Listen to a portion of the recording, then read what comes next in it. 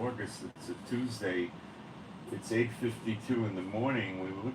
Looking like we're getting a little bit of a reprieve from the weather. Let's see if it refreshes. Looking like 81 degrees, low is 77. Chances of rain are gone. It didn't rain. Humidity is 67%, which is bad, but not that bad. And we'll probably be at 93 today as the high.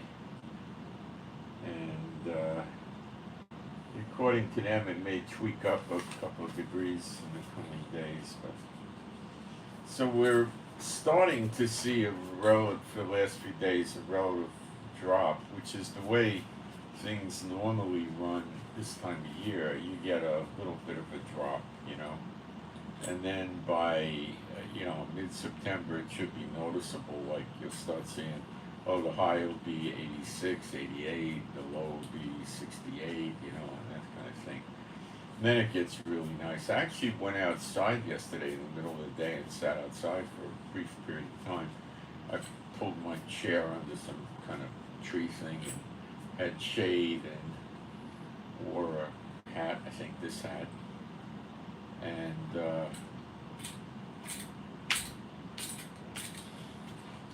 it was reasonably comfortable, but again, I'm sorry to say I'm conditioned to serious heat. I wish I wasn't because of all this weather I had to go through, but it's been miserable. July and August, it's just been horrible, like a nightmare, Not that bad, but I mean, it's terrible. So let's do our praise while we're waiting for people to come in. Well, let me go work on the chat while people come in and do the praise. That's probably more appropriate. Let us see where we're at here. Well, it looks like we got a picture in the center.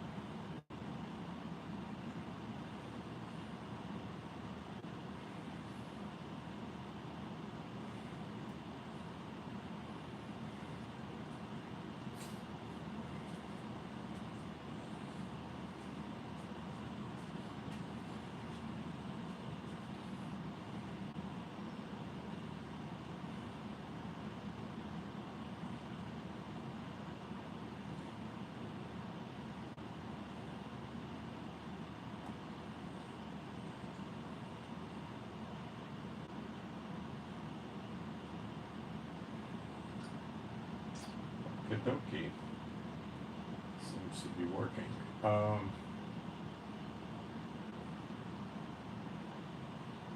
I have a few prayer requests this morning.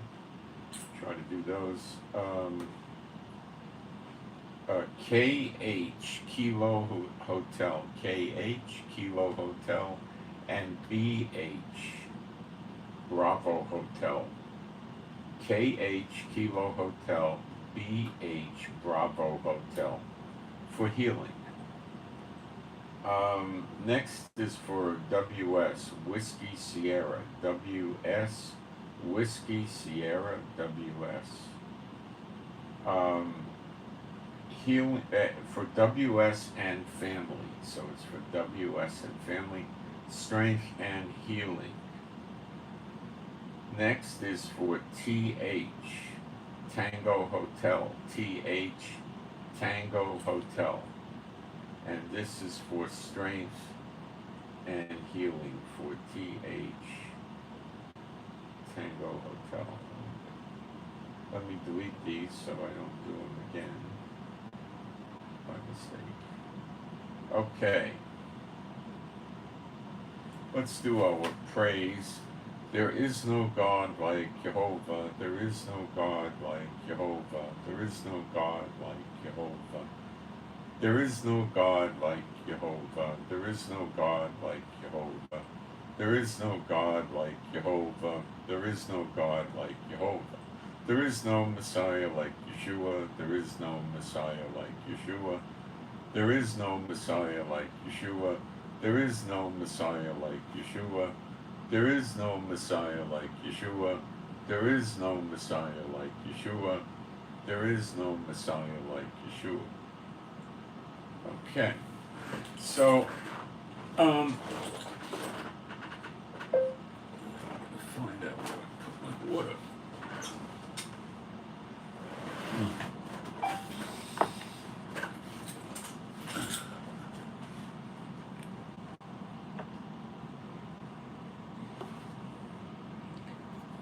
Oh, I messed that up. Hang on a minute. Okay, I got that fixed. I did a little bit of experimentation yesterday on statistics here in Israel.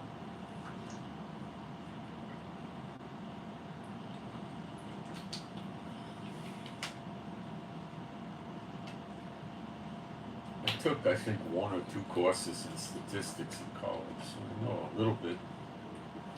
I'm far from any expert. But I wanted to look at the gun control situation in Israel. So let me give you my notes, which are not my final conclusions, and then I'll give you my final conclusions. In America for 7 months this year, there are 10,800 killings. Now, America is something like roughly 340 million people. Israel is 9.5 million. America has a much greater population than Israel, 36 times greater. Israel had, now I don't have a full, they don't give you all the numbers. Counting the Arab murders, where they're Arab killing Arab, which is 160, and the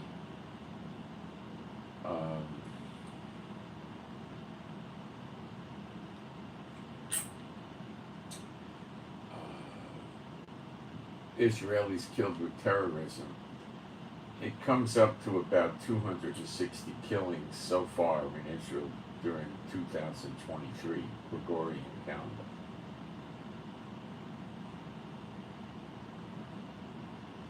This projects to, for the 12 months, the 380. If you multiply it times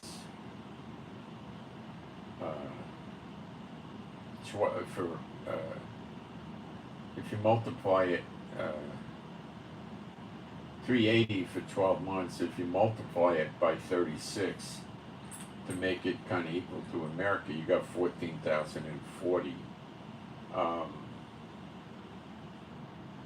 The highest recent murder rate in America I found was 26,000 roughly. So the Israel murder rate is about half, but I'm not done. My numbers don't account for regular, let's call it regular murders in Israel, not Arab versus Arab or terrorism. So we need to modify that. And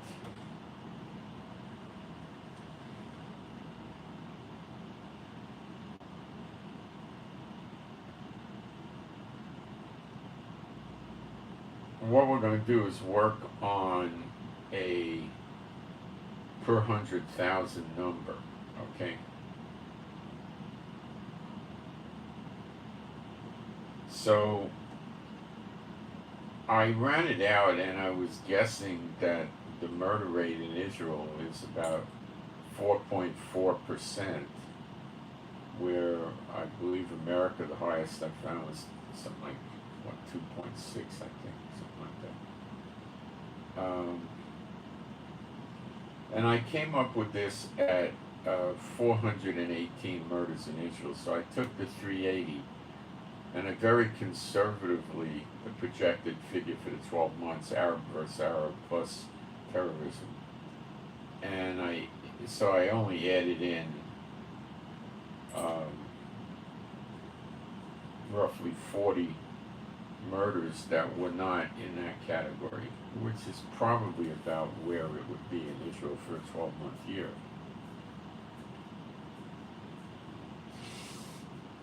And I think I came up with it accurate. Let me double check myself for a minute.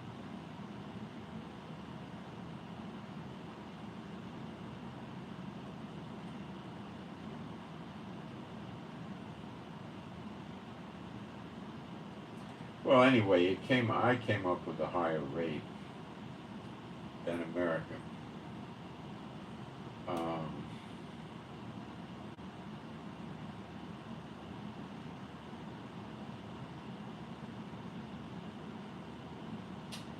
And not quite double, but getting up there. So Netanyahu's theory that if we're going to do, open up the guns to people like they do in America, where you could just walk in a store and buy a gun. Well, I think I don't know the latest in the laws. It used to be that if you had, like in Florida, if you had a permit to carry concealed, you walked into a store and you showed them your permit. And maybe they asked for your driver's license or something. Generally, maybe they did, I don't remember. And they'd fill the forms out and hand you paid, they handed you your gun, you walked out of the store. Then after about 2 or 3 years of that, they said, oh no, somebody could have the permit and they got arrested for something bad, and therefore the permit is not valid anymore, but they still have the physical plastic card, looked like a driver's license.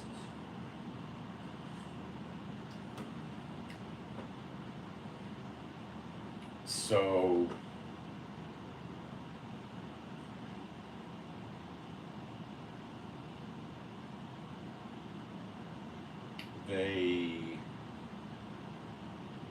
what did they do? They said you had to, even though you had the permit, you had to have it phoned in.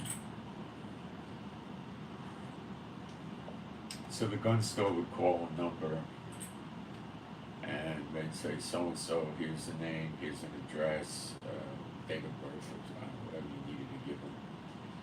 And they would say, okay, you can sell this guy a gun, and then you can walk out with the gun. Now, if you didn't have the permit, you had to wait. I don't remember how many days, it was several days, to wait before you could come pick up the gun.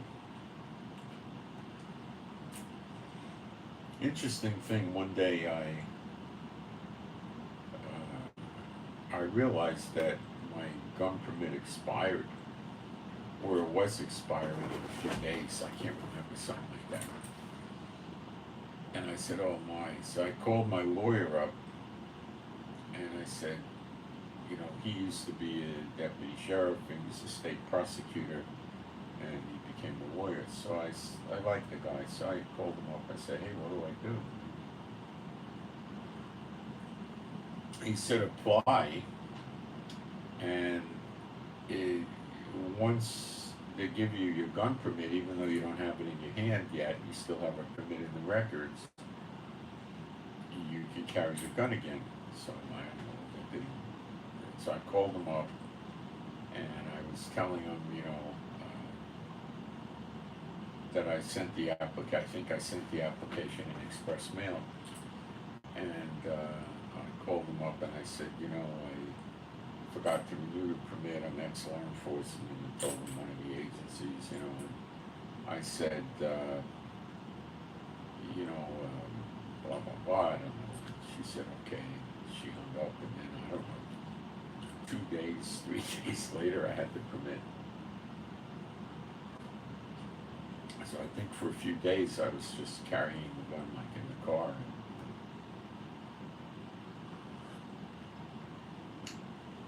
Which a lot of people do. You just gotta be careful where you go. So now I don't even know if you need permits. In most of the United States, I don't think you need a permit anymore to carry concealed.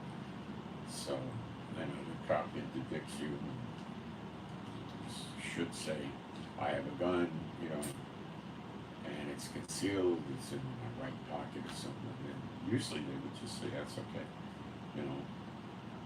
And that's about it. I remember, I think, telling them I have the permit. You want to see the permit? And they said, no, they pin me for being a cop. It's crazy. I still get why I've been gone so many years. But one day I was walking on a highway food stop. I parked the car and I was walking in, and I had a fanny pack with the gun in it.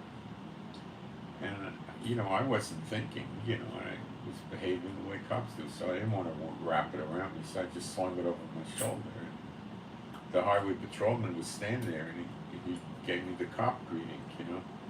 And, you know, you know. And I used to get that from bad guys. You know, one day there was this guy hanging around the apartment building, and I don't know what he was doing. So I walked out in the balcony to look at him, you know, and I just reflexively put my hand in my pocket where I had my gun. So I didn't know what he was up to, you know. I wasn't on high alert. If I was on high alert, I would have had the gun out in the holster. I have pocket holsters. I'd take the gun out of the pocket and hold it, you know, maybe behind my back or something. So you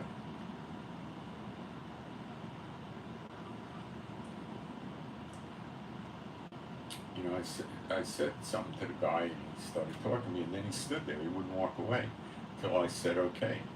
You know, he thought I was a cop. I mean, you know, it doesn't, they can read you. I can read them, and they can read you, you know. One day I was walking with a guy that worked for me. He was a salesman. I was a sales manager. And we were walking, it was in San Francisco. And it wasn't that many years after I left law enforcement. I'm walking down the street.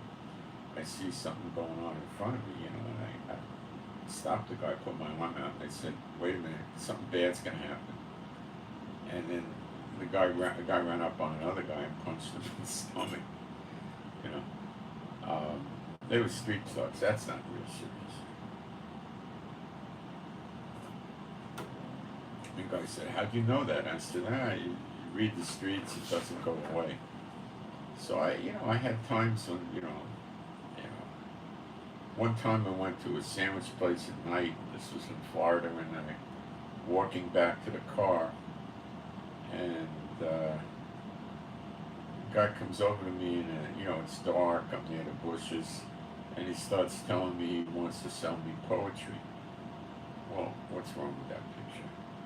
You look definitely like a thug that could be trying to act like a good citizen, and it's in the dark in a parking lot at night, and there's not many people around. So I said, uh-oh, hand in the pocket on the gun, and the guy freaked out. He knew exactly what I was doing.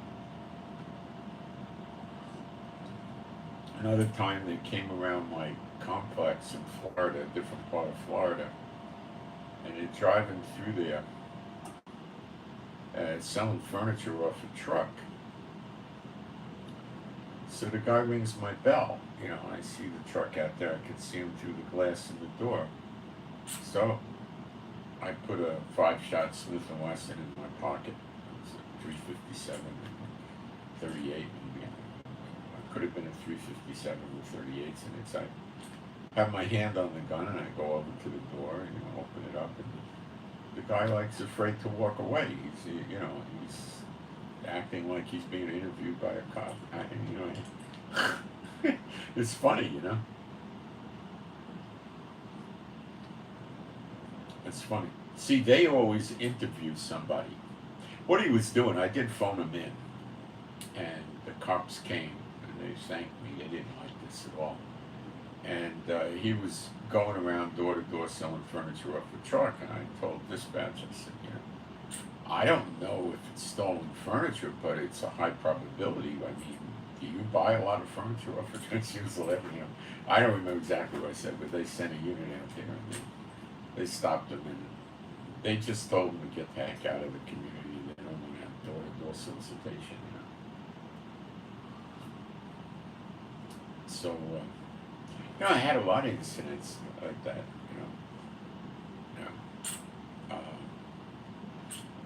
I don't know,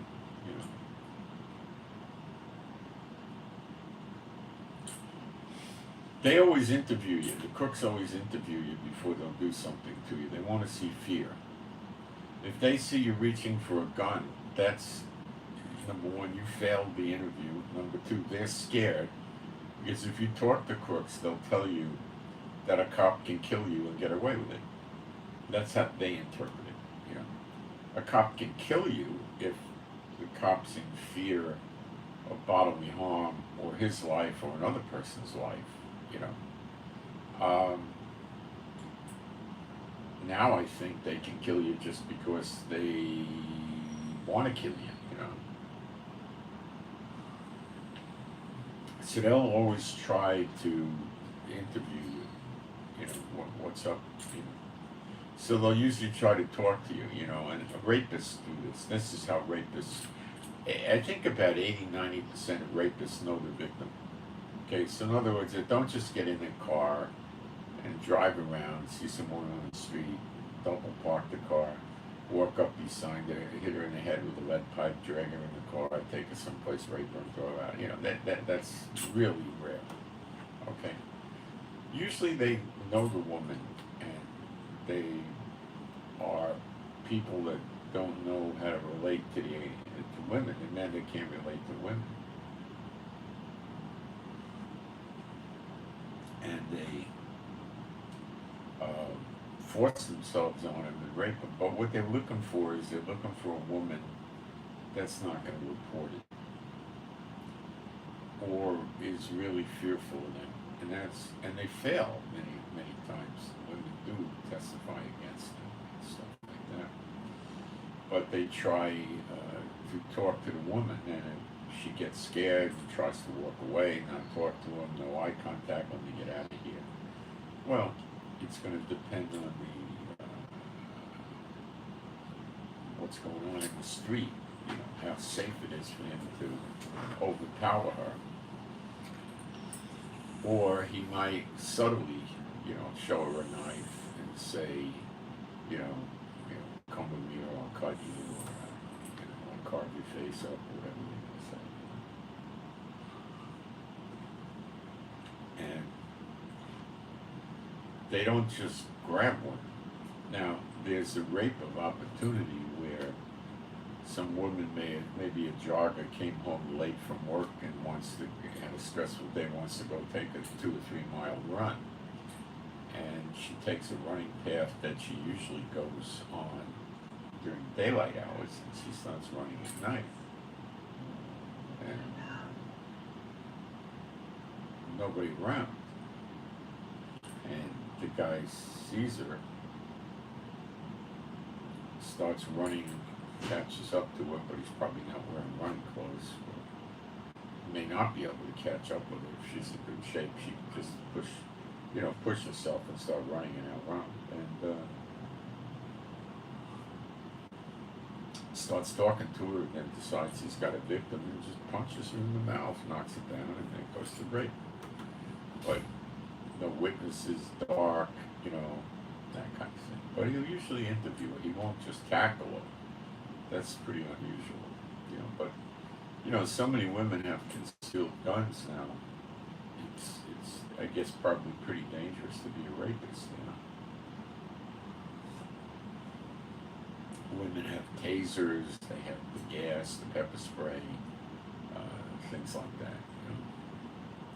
I always used to carry knives in America, generally two, at least one. And if I was getting attacked, what I would do if there was nobody around and there were no witnesses and the person was attacking me, I'd try to use the knife on him. You know, no noise, no muzzle flash. If you have to go to a grand jury, like you killed them or severely injured them, you know, and you use the knife on the guy, you look weird, but it's not the same as a gun, you know. Also, you can walk away. They don't have any ballistics, they don't have the shell, they don't have an ejected spent cartridge. They got nothing. They got a knife. So you go to some large body of water and get rid of the knife. Ballistics is BS, by the way. They got everybody convinced that ballistics works, you know. You take one of those copper clean brushes for guns to clean the barrel with a rod, you go in and out a few times. So put it on a large drill, put it in a drill with a bit where it'll go all the way through the barrel, an electric drill, and sit there and they go,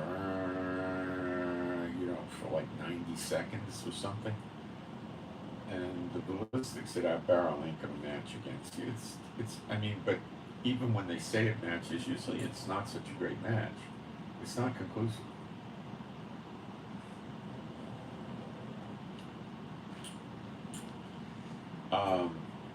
And then there's other things they can do, like with the spent cartridge, which you should pick up off the floor, you know, if you're going to worry about being discreet.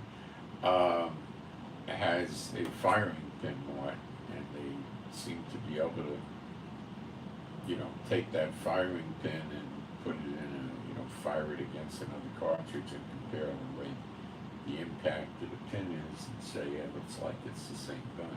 You know, with knives, all they can tell you, and that's even specious. I mean, doubtful. Specious means doubtful. Oh, this was a blade that was probably 8 inches long. Well, it doesn't go like that. They'll probably say it was 6 to 10 inches long. They're not going to say 8 inches, right? And it was so high, and they might be able to tell if it was double-edged or single-edged maybe, but if you're slashing, you're not going to tell nothing. They don't know nothing. It's a knife. That's all they know.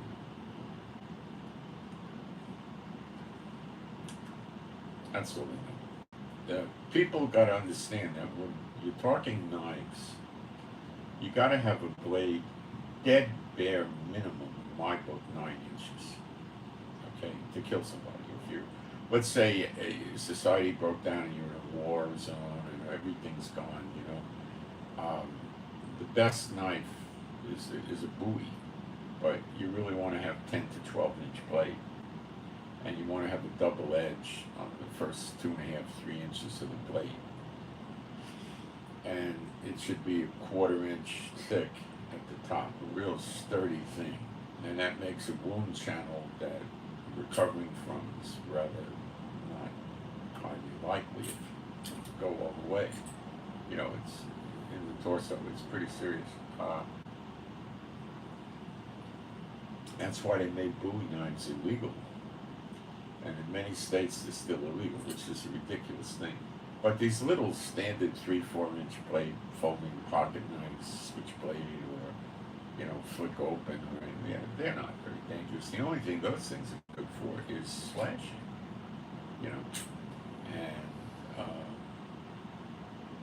if you just stick somebody with a 3 or 4 inch blade from a pocket knife, you're probably not going to create any serious damage. You're probably not going to disable the person. I mean, you could say, oh, you get them in the heart, you get them in the trachea, or something like that. But normally, you just, you know, you're going to. I mean, the guy's going to probably need to be in the hospital and probably get some kind of surgery, probably something like that, but he's going to be kicking around for minutes, maybe hours, you know. I had a friend that worked for an intelligence agency, and he was in some crazy Muslim country somewhere, and they were distributing, you know, leaflets. He was giving those to people.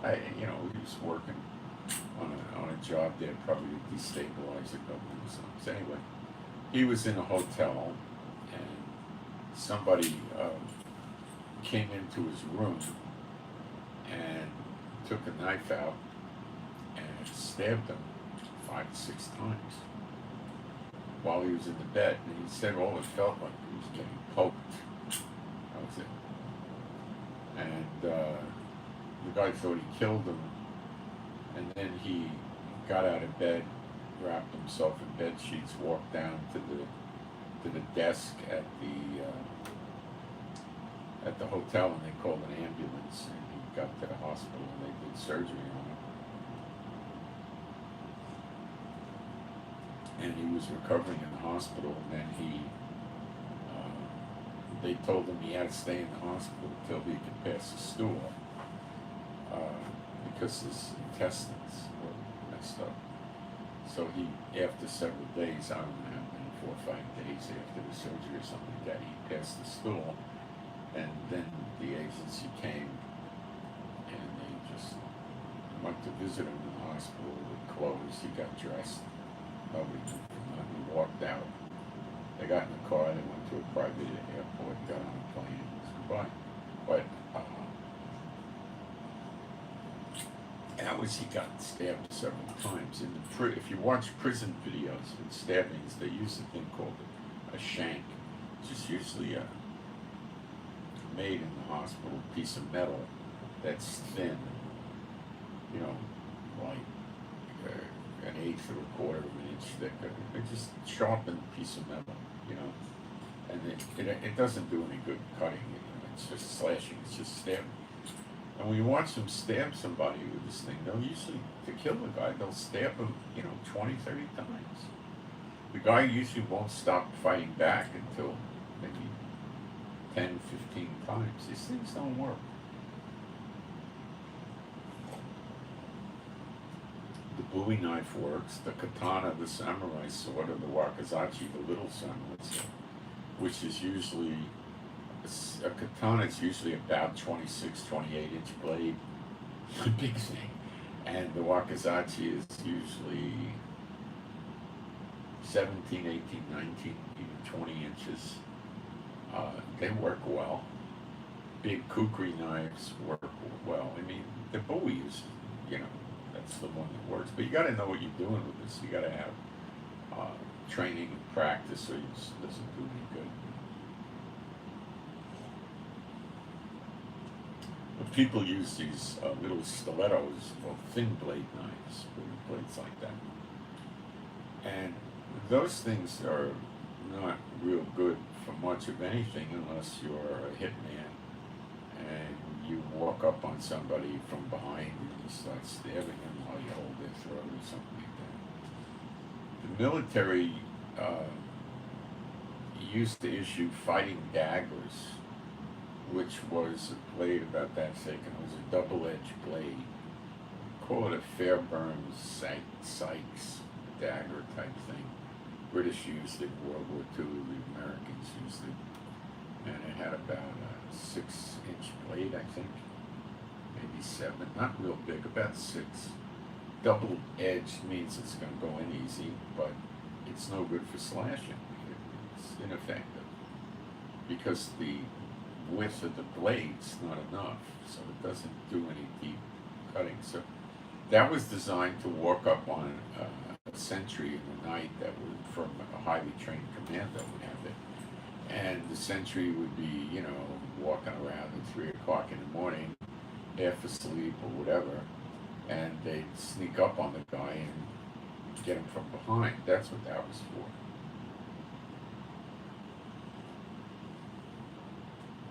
So people just don't understand these things, but Um, One of the best weapons that you could lay your hands on, that's not a weapon, is a very high-powered flashlight. Forget candle power, it's meaningless. You want to look for lumens, Lumens.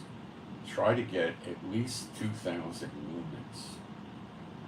And avoid the cheap Chinese junk, because they'll tell you the light's 2,000 lumens and it's 3, 4, 500 or something like that. They'll just lie to you. Try to get a high quality one, and that will blind the person at night severely. They won't be able to look at it. You just hold it in your hand. If someone bothers you, you just shine it in the face. What are they going to do? Take you to jail for using a flashlight? I mean, if you hit them with it, yeah, but I mean, just shining a flashlight. What are they going to charge you with? Illegal illumination? What are they going to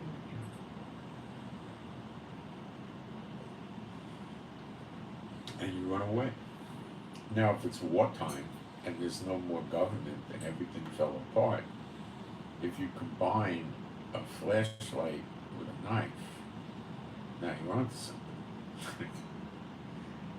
You can also combine a flashlight with pepper spray, but they're not consistent, really, because whichever one you use first is going to cause the guy to close his eyes, and then the other one's not going to be that effective. So you could use pepper spray with knives. You could use that, or flashlight. But if you live in a city where weapons are really controlled, like California or New York or something like that, and the prosecutors just can't wait to jump on you if you defend yourself,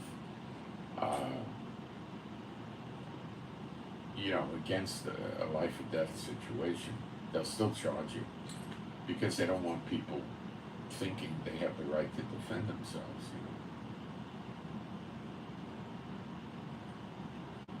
With guns or other deadly weapons, and get a flashlight, get pepper spray. Yeah, it's pretty effective, Okay, so we're getting reports now that are eerie. This regarding Austria and Italy. They say the floods there are causing cities to sink. I never heard of this. Let me find you the articles. I never heard of this before. Causing cities to sink. Let me go through the news with you, and then I'll bring all these birth-pang sign events up. New York police cars are now pushing, they did some sort of video or something, pushing people for 6-foot social distancing. Curious.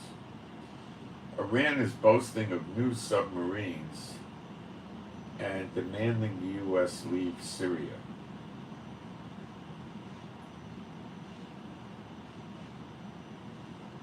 They're saying that they could encourage proxy groups to continue to target Americans in Syria.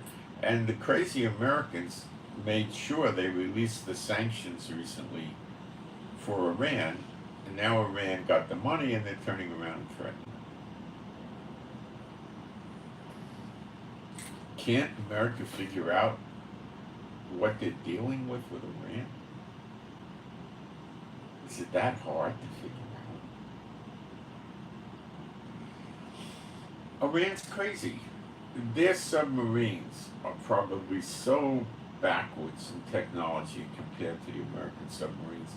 I would think it would be child's play for an American hunter submarine, an attack submarine, to take out their submarines. Would be, I think, child's play for the Americans.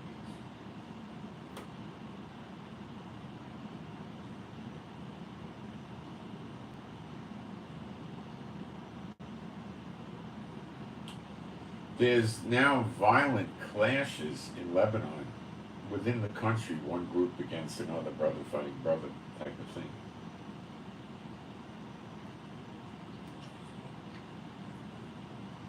Something stemming from Palestinian refugee camp, but it's getting very serious over there with this. They're very concerned. Now, Israel apparently hasn't discarded the threat of war from Lebanon because they're conducting military exercises at the Lebanese border now. So the media is not carrying stories about the war potential in Lebanon, but the government certainly is acting like it with military exercises at the border. So things are not so quiet. That Libyan foreign minister got fired for meeting with the Israeli foreign minister who released that it happened. And America told Israel how very mad they are at them for having this released because it messed up their relationship or something with Libya. This I don't know more than that. The U.S. officials in the Biden administration sent a strongly worded message to the Israelis and told the Israeli foreign minister that its disclosure of the meeting with the Libyan minister had harmed Washington's efforts and interests. I guess because Washington's an ally of Israel or something.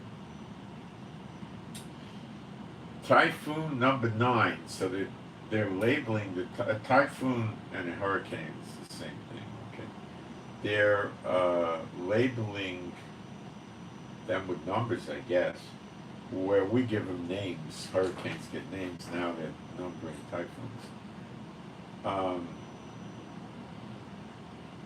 It's coming after August 30th. Today's August 29th, so it's not that far off. It's extremely strong. It's moving northeast of the Philippines, and there's a risk of severe storms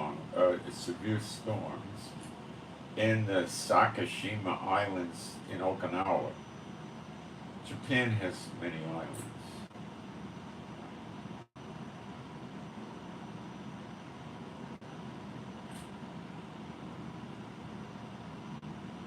Now, typhoon number 11, I don't know where 10 is, number 11 is heading west in the south, wait a minute, the English was wrong, heading west in the far south of Japan and is likely to approach the Okinawa region after the 31st. So I would say the Okinawa region is at high risk of getting 2 major typhoons, which is going to be extremely bad for Okinawa, no doubt about that one.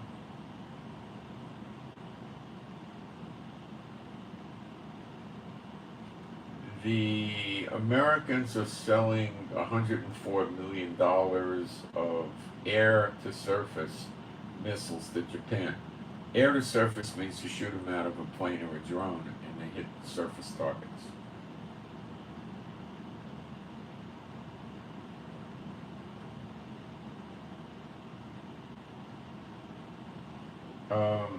Destructive thunderstorm in Italy, in Trieste.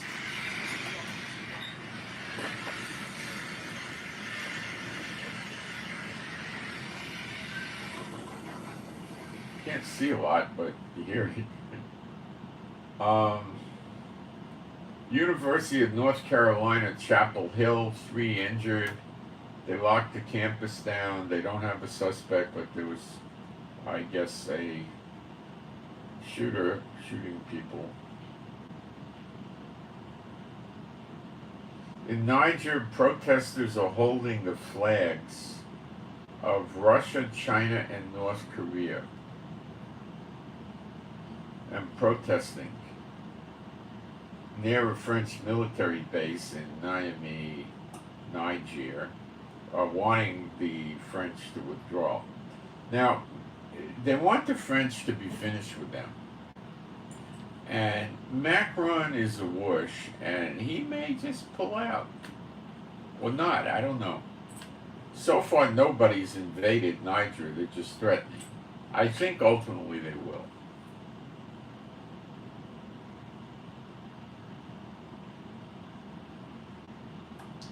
In Pakistan, I can't pronounce the name of the place in Pakistan. They had strong hail.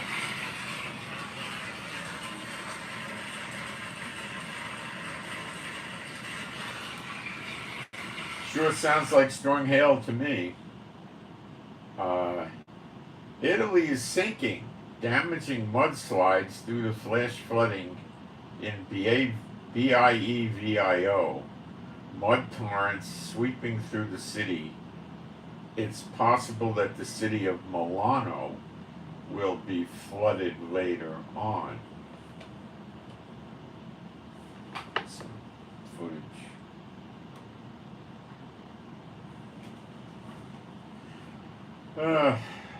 Another one, huh?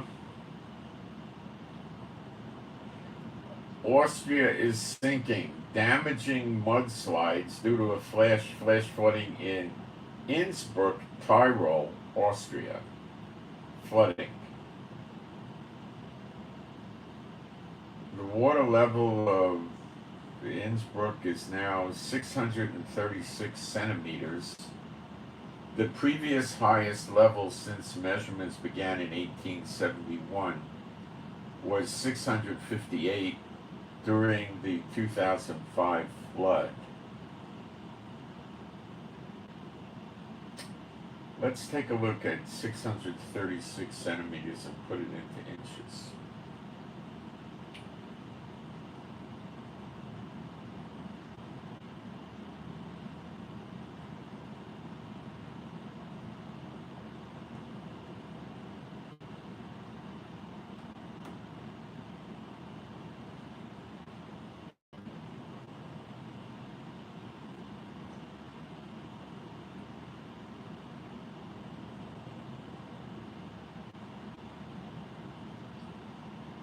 $250 inches.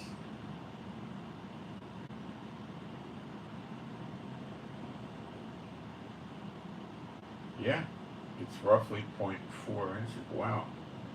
250 inches? Yep.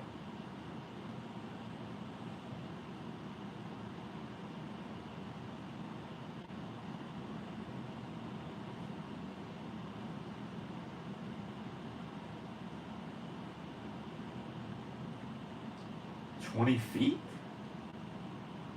I need to check this again.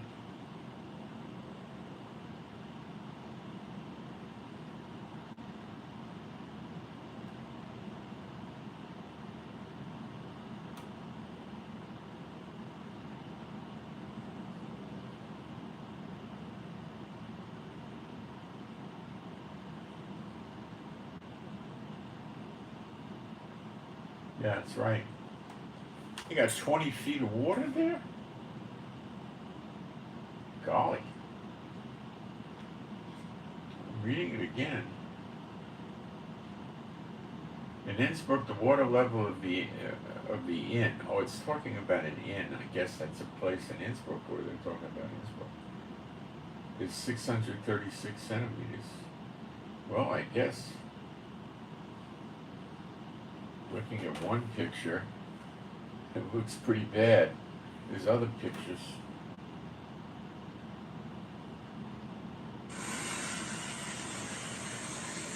That looks like serious flooding to me.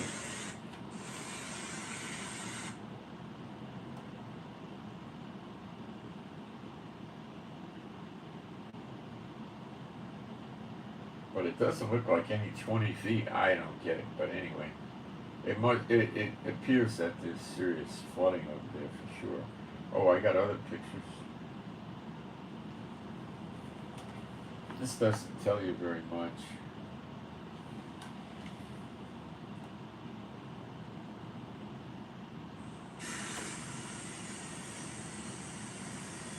This is, I guess, a river, and you can see that the river's got a lot of water in it.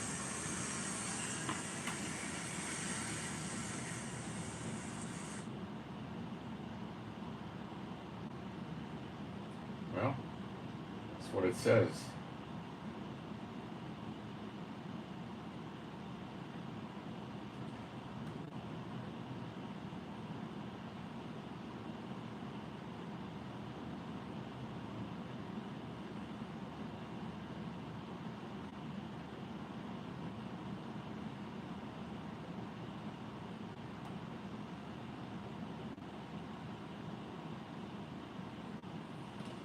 This is a map where people are proposing how they're going to divide Russia when they conquer it.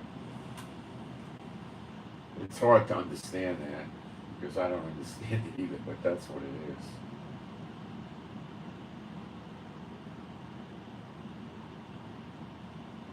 Here's a much easier to understand map. You can see an American flag over part of Russia.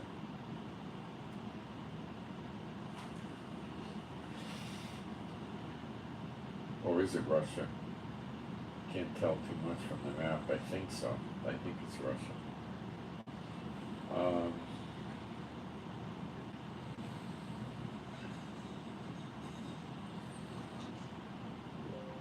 Here's,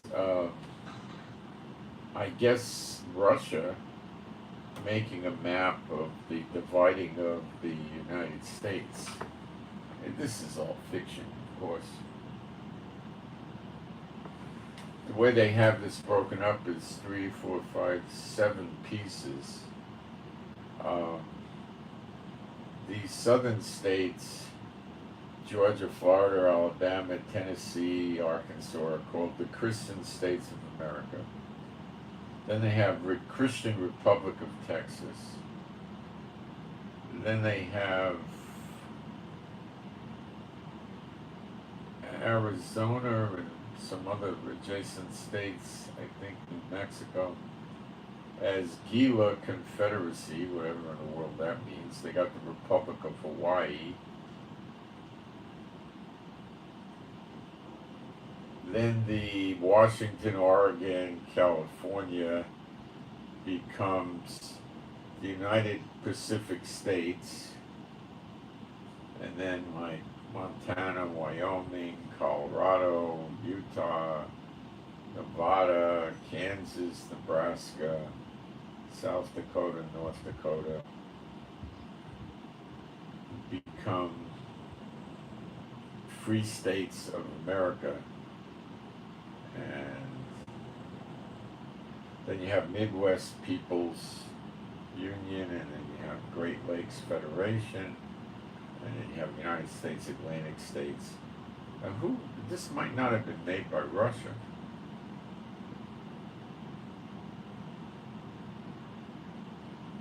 They're saying the United Atlantic States would have the capital in Washington.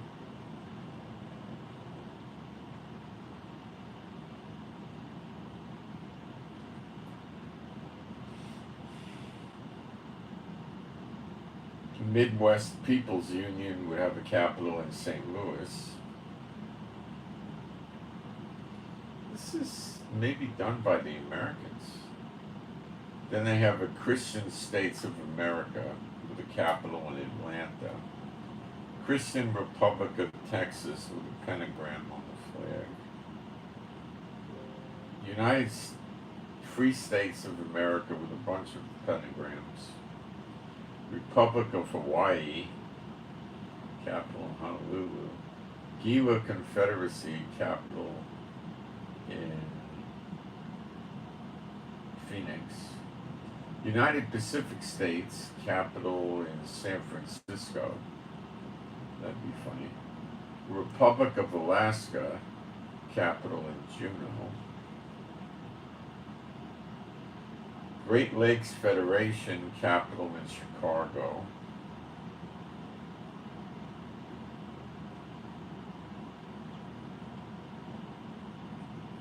I don't know. I mean, it just somebody's. I don't know who made this up, but I thought it was coming from Russia. You okay, Chiefy?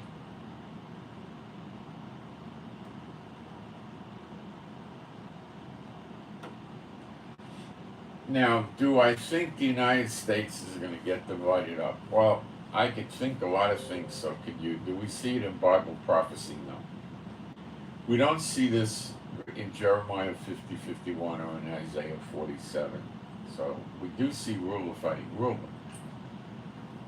The Civil War was about states succeeding, and the Feds didn't want to let them succeed, and that's where the war began.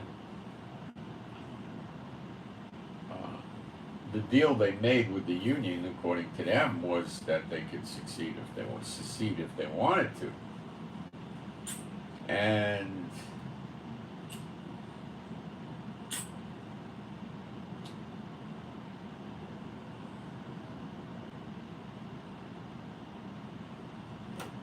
it was a big fight. So would a state be able to go to, or a group of states go to the White House and say, we're succeeding, goodbye? I don't think that would be allowed. And it would be so complicated to actually do this because the feds have property in almost every state.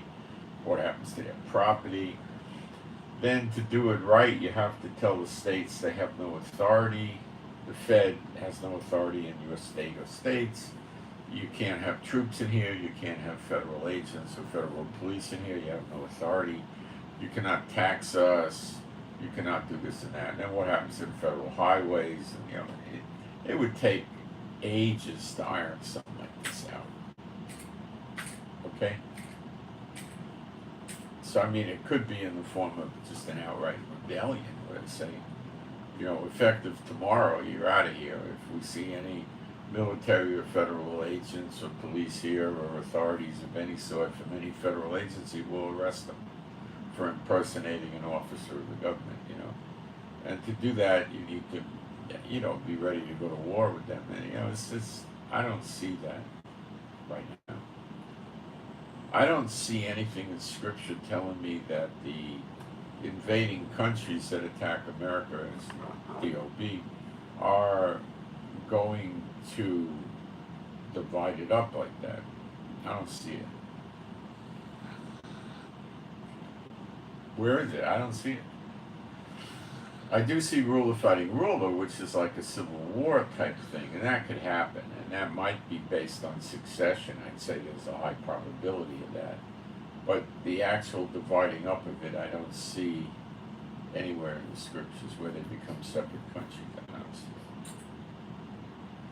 So I wouldn't put any stock in this. I'd say it's more like a rumor mill, Patriots, this and that.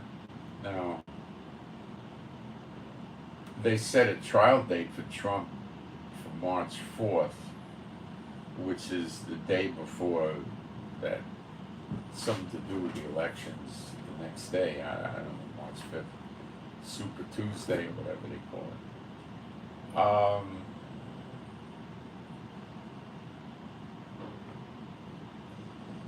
Could that upset the United States enough to cause a civil war? Well, by itself, I doubt it. There'd have to be other events with it. Now, Trump is getting more and more vocal about Biden, and he may get worse and worse with Biden. So I don't know. I don't know. I really don't know. I know Trump's going to go to jail kicking and screaming, He's not going to just peacefully say, okay, I'll go to jail, He's not going to just peacefully say, okay, I lost the election,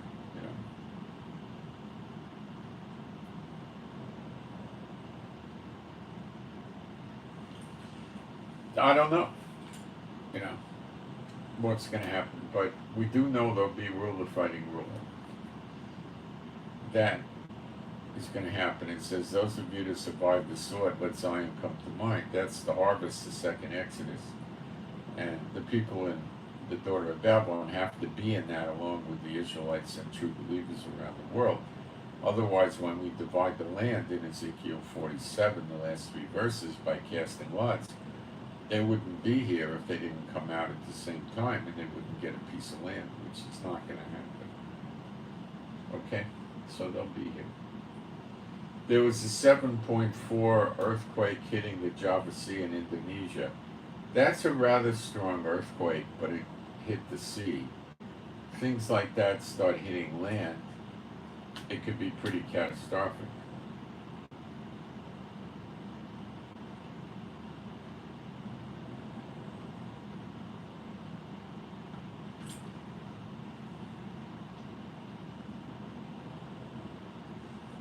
Some U.S. hospital systems have started with mask mandates to hospitals because of rising COVID cases, which means you have to wear a mask in the hospital.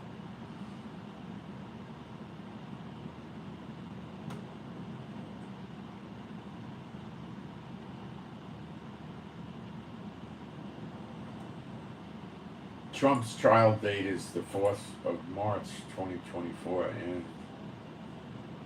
now let's see, we have August was year of recompenses, September, October, November, December, January, February. We'd be 7 months into the year of recompenses. I doubt we have much to worry about that.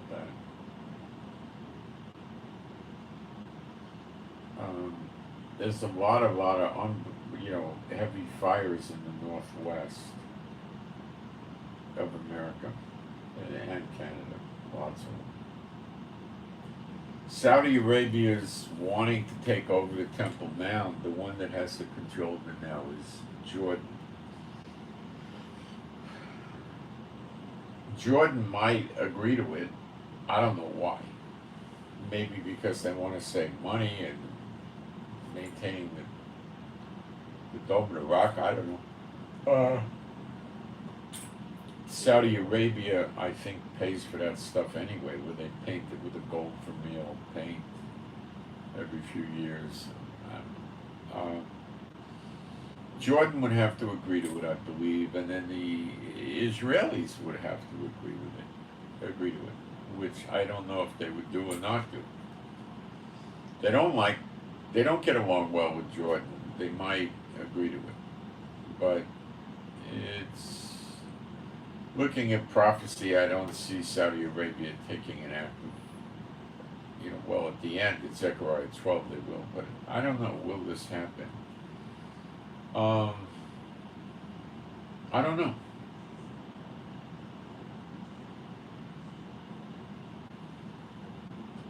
Saudi Arabia might be more assertive against Israel regarding the Temple Mount. And so far, they've just joined BRICS. They don't have any, mutual defense treaties with China, Iran, or Russia. So Saudis themselves tend to not wage war or anything like that. Not sure if this will happen or not. I don't think it will, but it could. And I don't know the legal maneuvering that's necessary here.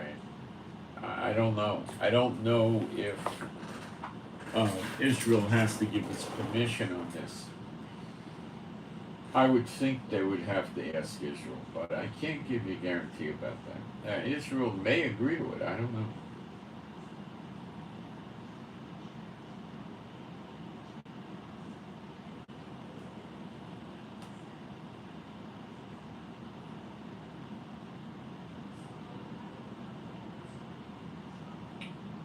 The head of the Ministry of Internal Affairs of Poland, Lithuania, and Latvia, and Estonia, 4 countries, demanded Belarus to get the Wagner troops out of there. They also demanded to remove migrants from the border zone.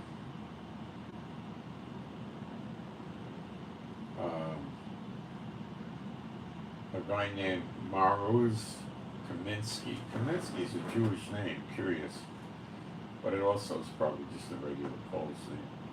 After a meeting with the heads of the Ministry of Internal Affairs of Lithuania, Latvia, and Estonia, this is a harassment to put migrants on the borders, and then, Wagner will probably cut the fences and help them storm into the country to,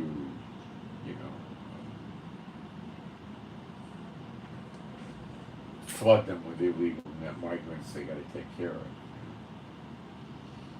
The Evergrande Group in China, which is a corporation, a real estate corporation, I believe they've gone bust.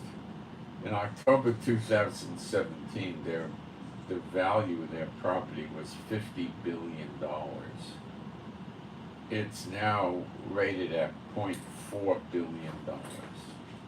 So it's a little under $500 million, down from $50 billion. China's going toilet, economically.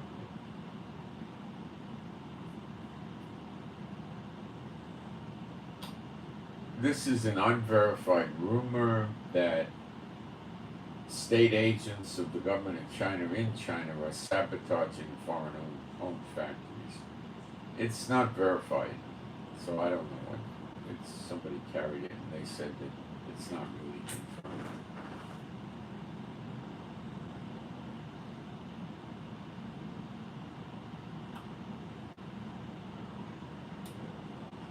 Here's a picture from a few days ago. I don't have the exact date, they didn't give it, of Shanghai Pudong International Airport taken at 8:30 in the morning.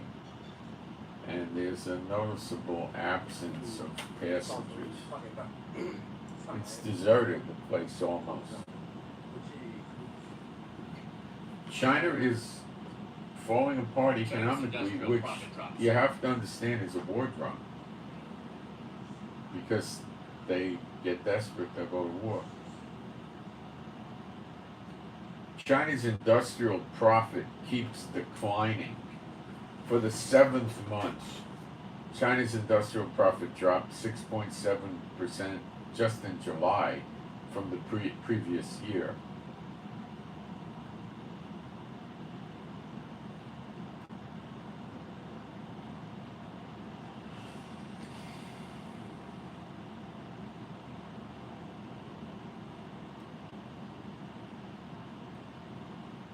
China's industrial.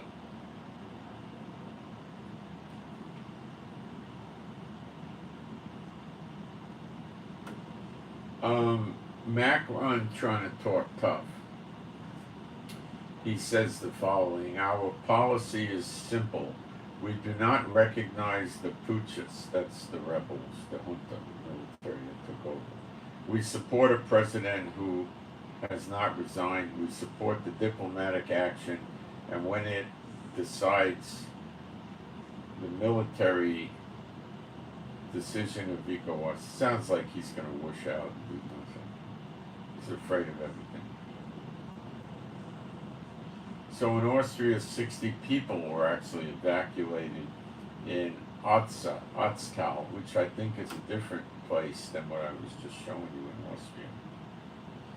Austria. The regions of Ötztal, Stubaital, Wuppertal, and the rear Zillertal, the highest rain warning red still applies. Appears to be a different part in Austria. See, these events are weakening the nations. Don't think they're not. They don't want to tell you that, but they are. Now I'm going to show you a video of South Tyrol, Italy, with an insane amount of floodwaters. This, I think, is another part of Italy. It's not funny. I mean, it's serious stuff.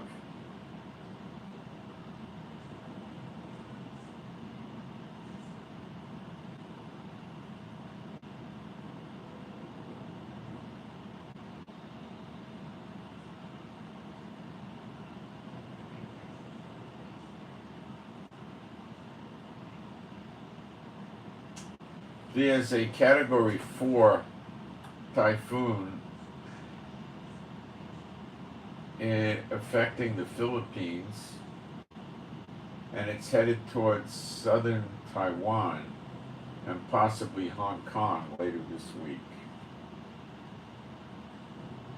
I don't have a number on that typhoon.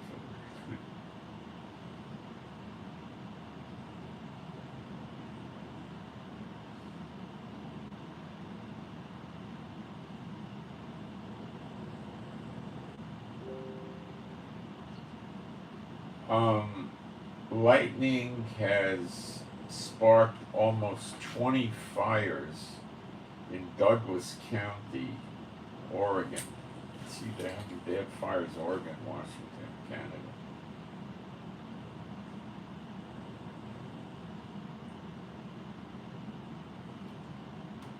bad.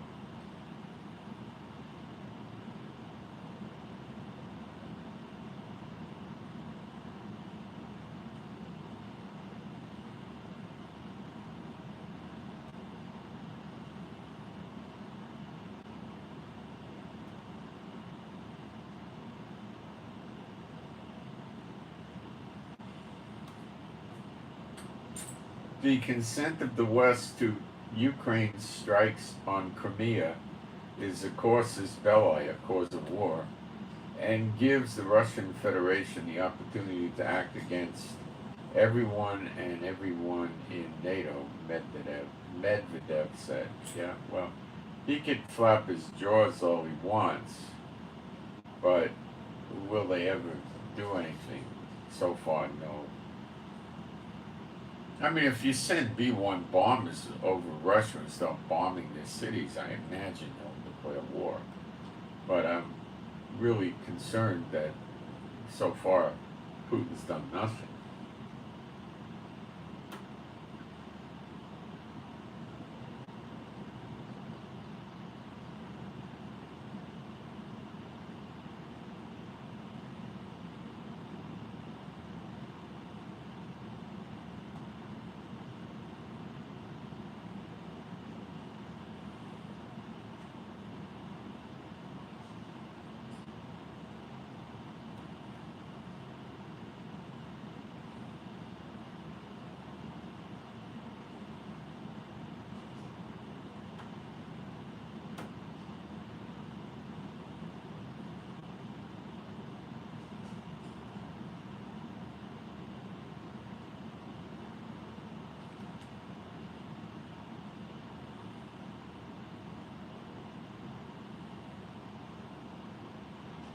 This morning at 6 a.m., Taiwan detected 11 aircraft and 10 Navy warships around Taiwan.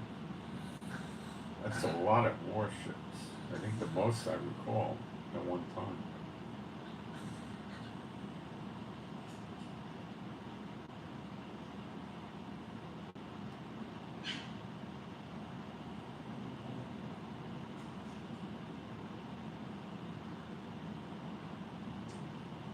Israeli Defense Minister Gallant warned the UN Secretary General that the possibility of war with Hezbollah, not Lebanon, Hezbollah is pretty strong.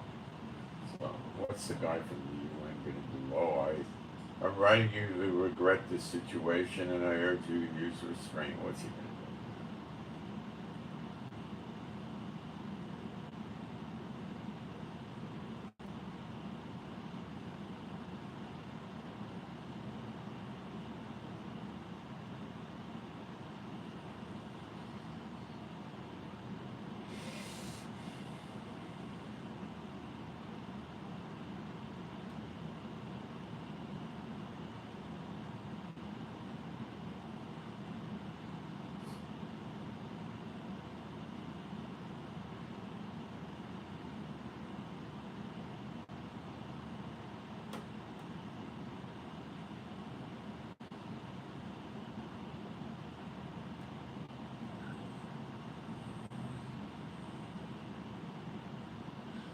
The missiles they were selling to Japan were 50 AGM-1588/B-2 missiles.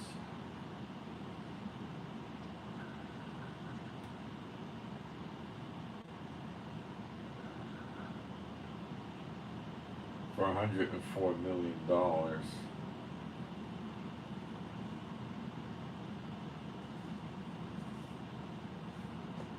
It's also saying Taiwan intends to buy them too. They're probably good missiles, I suppose.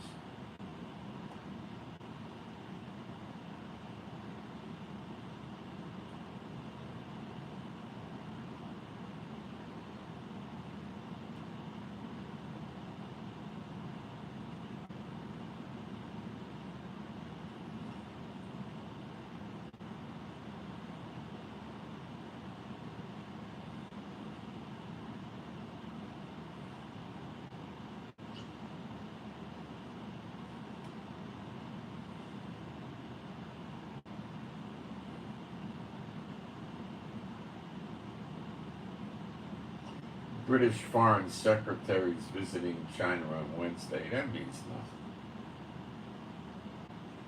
Chit chat, right? What does that mean?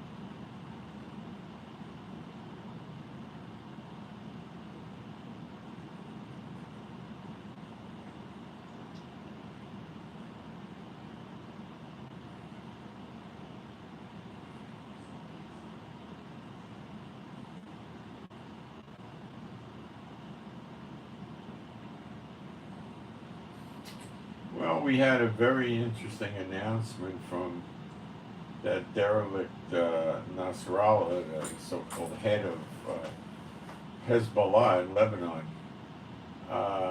He's technically the Hezbollah Secretary General, Nasrallah. He threatened in his speech for the following was his threat.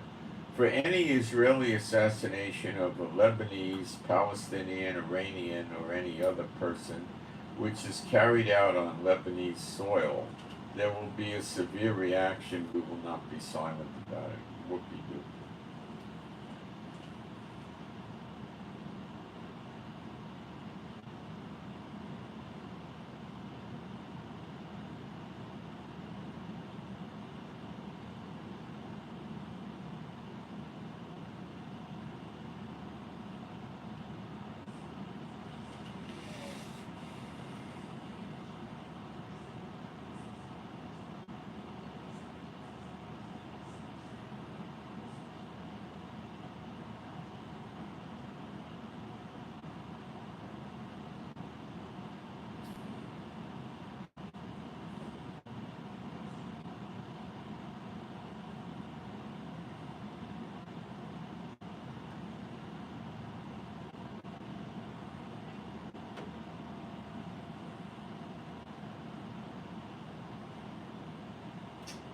Now there was an additional earthquake of a 6.9 hitting the Bali Sea in Indonesia, but it could be the same earthquake that just got downgraded or something. I don't know.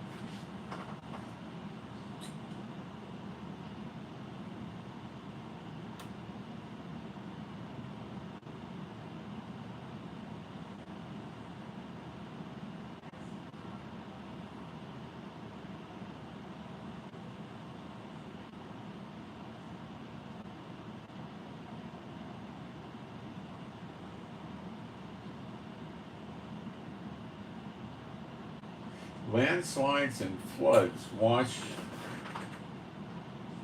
away roads overlooking Lake Como in northern Italy, where it's feared severe storms could cause disaster.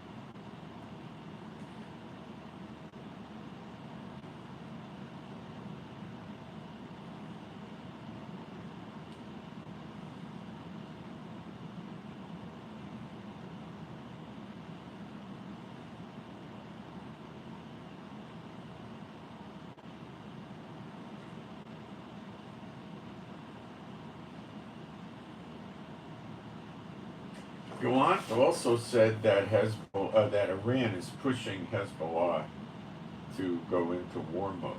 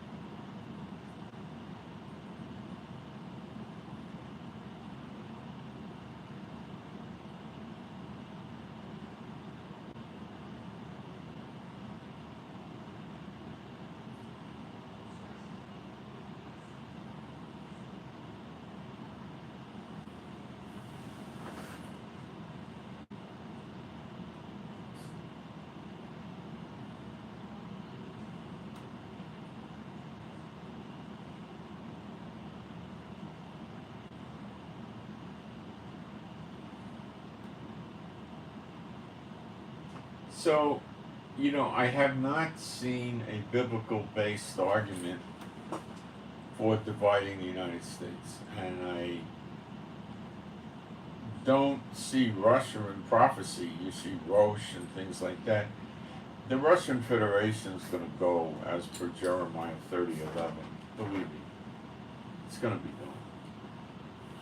Now, that doesn't mean the geography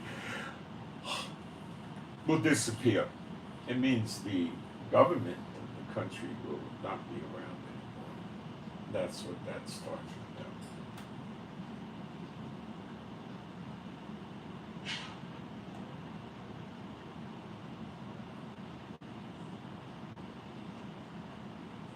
Let me look at the chat and see if I need to answer questions, which I'll do.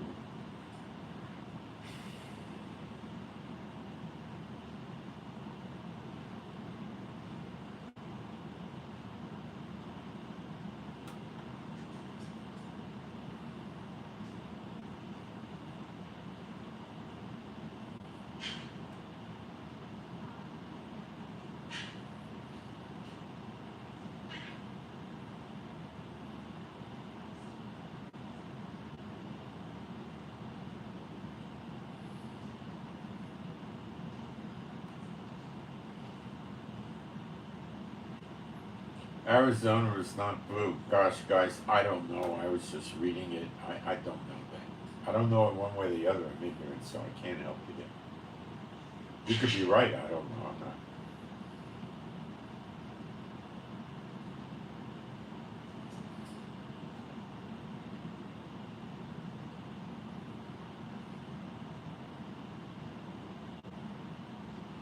don't seem to have any questions in the chat.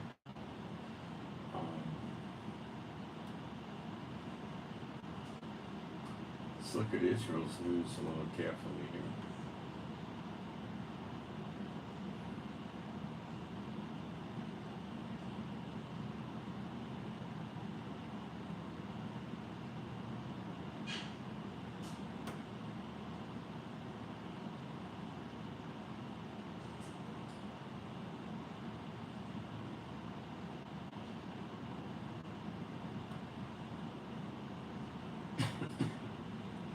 A former Israeli Prime Minister, Barak, made a video comparing Hitler and Netanyahu. This guy served a few years in prison for corruption, and his pictures of him entering Epstein's house is quite a character. So I'm sure Netanyahu's not happy about him. He's really opposed to Netanyahu adamantly.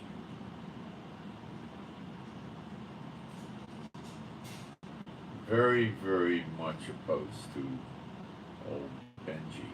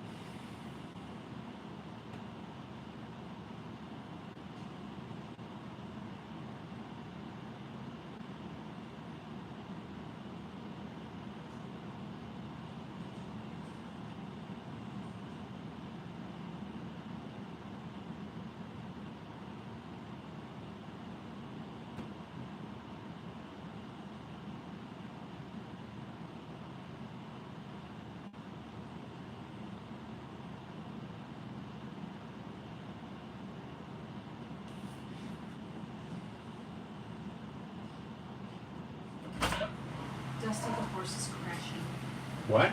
Dusty the horse is crashing. Oh no. Okay. Dusty the horse that we prayed for that was doing well, all of a sudden went bad. Okay. Could be witchcraft, sorcery, spells, enchantments. Probably is. But let's pray for Dusty the horse to keep making a full recovery. Okay? Dusty the horse making a full recovery. I'll take care of some spiritual warfare right now.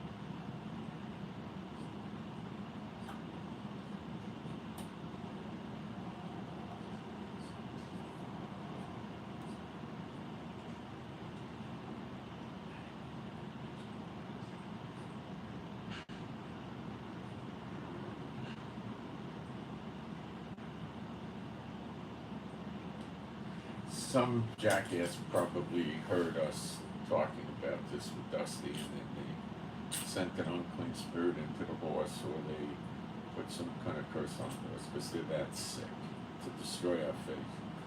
I'm very happy to know that they're going to be gone this year. I mean, almost all of them.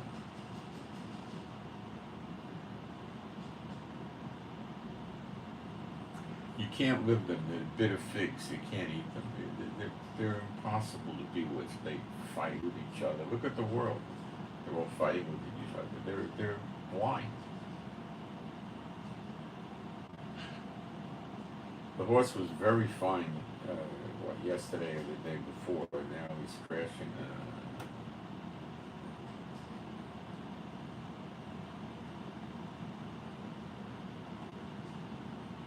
Let's keep praying that the Lord restores the health of Dusty the horse and heals him on Hashem Yeshua Mashiach. And do spiritual warfare against anyone that is working this work. Animals don't have much defense against them, but we can defend the animals. They go in animals. Remember the story with the pigs? They went into pigs, and the pigs went in the water and drowned.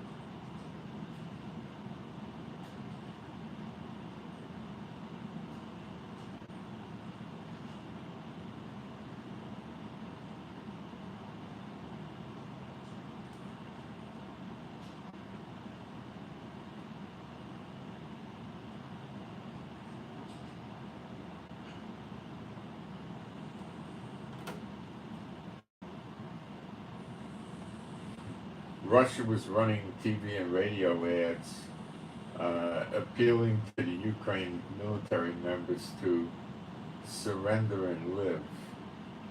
Well, good try, Putin. I don't think it will work.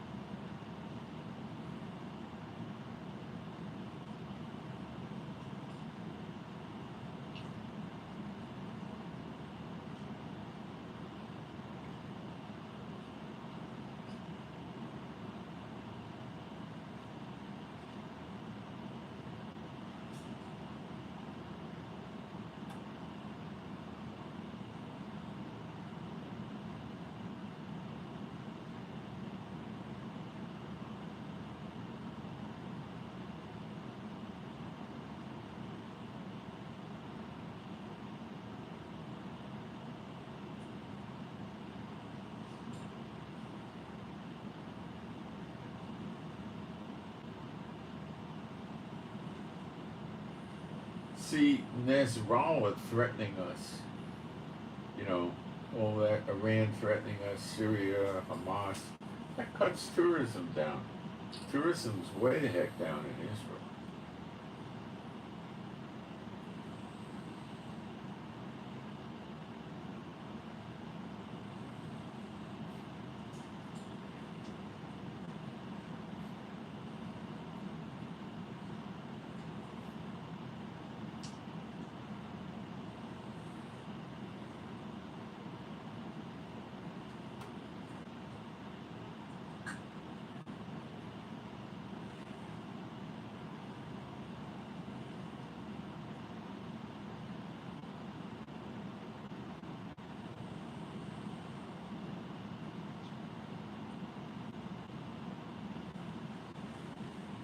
There was a plane on the way back to Israel. It was not an El Al plane. It had engine trouble or some kind of technical problem. I don't know if it was engines.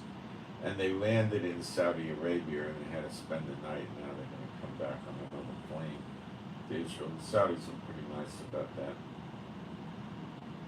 I wouldn't have felt real comfortable with that.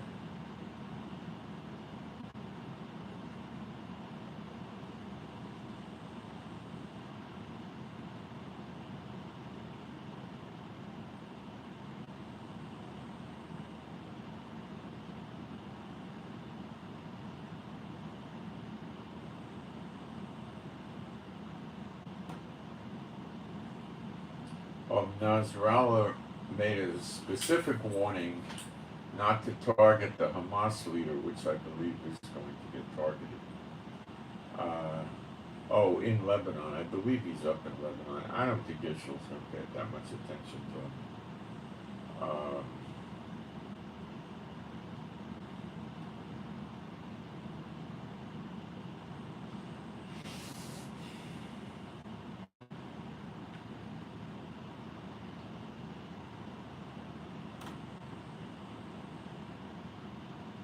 What will Nasrallah do? He's probably not going to go to war over Hamas guy. He'll shoot some artillery or missiles into Israel or something like that, which will be retaliated against heavily, and that could start a war. He's as nuts as Iran is. They've got bats in the belfry. They all do, these crazy radicals, you know.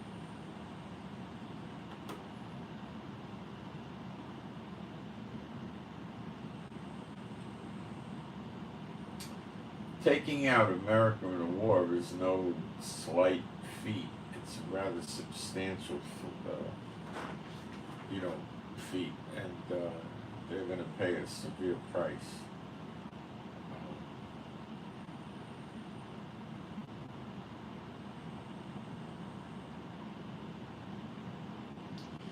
To make their situation work, China, North Korea, Iran, Russia, along with a couple other renegade states like Venezuela, Cuba, Belarus and stuff, they need to fight at the same time against NATO and America. And will they do that? Ultimately, I'd say yes, they will.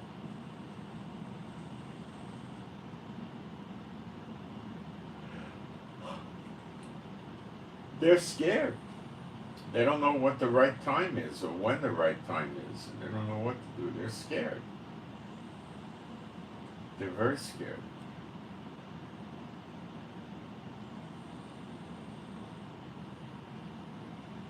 And on the other side of the fence, America is too relaxed about something like this. It's going to be very dangerous for everyone.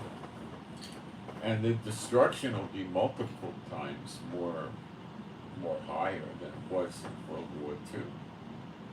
Because the technology and the weapons is so great, and they got so many of them. All these countries in the world are just building more and more weapons all the time for, 50 years, 70 years, since World War II.